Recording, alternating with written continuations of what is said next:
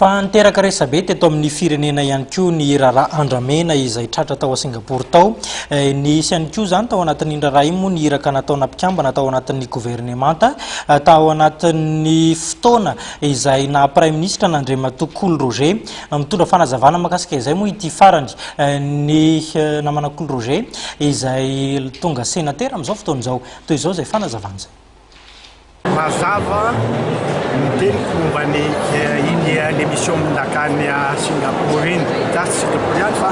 nakany Zanzibar koa tambatanjany ny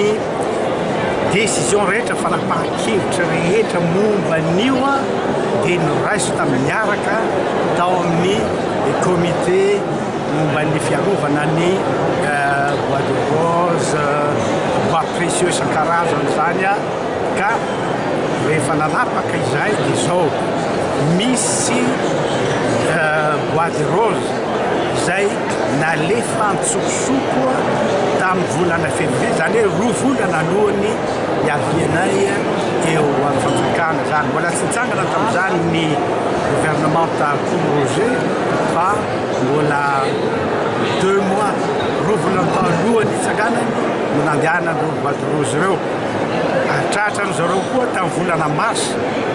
zany hoe mbola tsy tonga teo amin'ny fanjakana ihany zahay tamin'izany kanefa rehefa tonga tao zahay dia hoy zahay hoe misy fananany malagasy zay mitsangatsangana any dia hipetraka any karaha apetraka hely izy io misy le frais d'entreposage et tout ça ka hiakatra hialafo ihany ho antsika malagasy na ny entreposage na ny fomba famerenana azy aty amintsika ka ny mission tamin'izany dia anakiroa ihany ny tena mission principale voalohany ahoana ireo bois de rose ireo jerenareo tsara aodôly ve ireo bois de rose ireo ary raha atsika napakevitra fa zavatra nitsokosoko dia dikan'izay antsika malagasy ireo fa tsy anizaniza